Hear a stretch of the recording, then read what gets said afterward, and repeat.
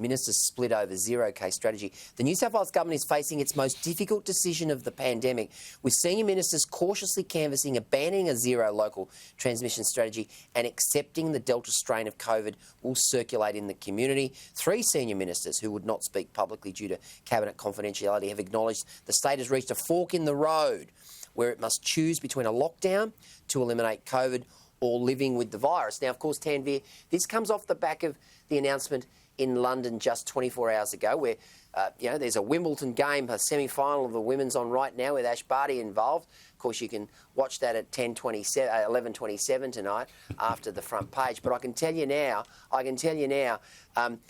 this is a big issue. In the UK, they are basically saying no masks, no social distancing from July 17. There's 35,000 cases of coronavirus in the UK today, and yet that's the attitude of the government.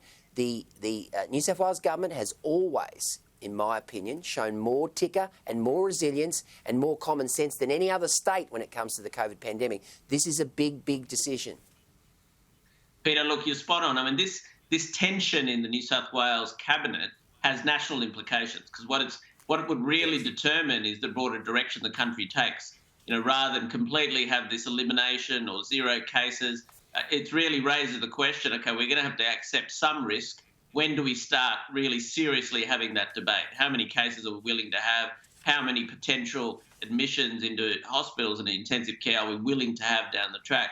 Because that will have to happen. So I know the Treasurer, I think it has already been revealed that the Treasurer did not vote, the State Treasurer, Dominic Perrottet, did not vote on the lockdown. He didn't support it.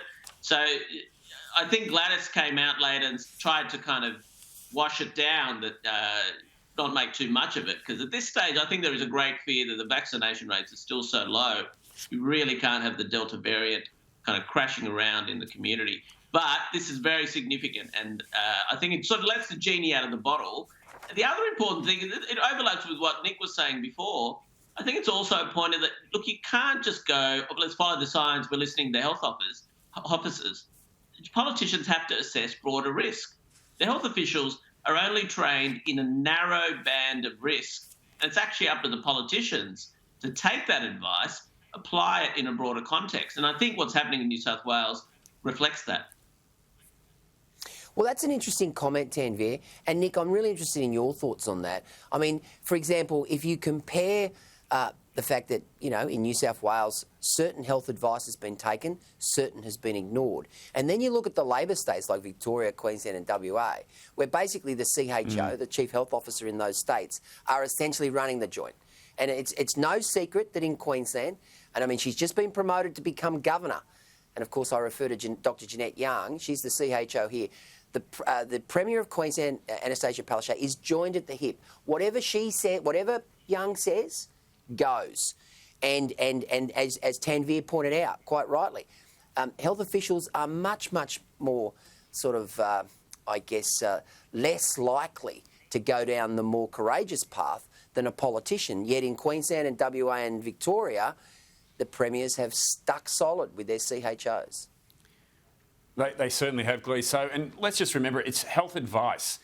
We've elected politicians to lead and to make the decisions around the health advice.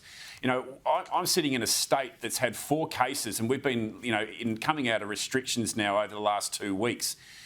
There's 38 there in New South Wales, and there's parts of Sydney and Sydney that you can actually move around, no worries.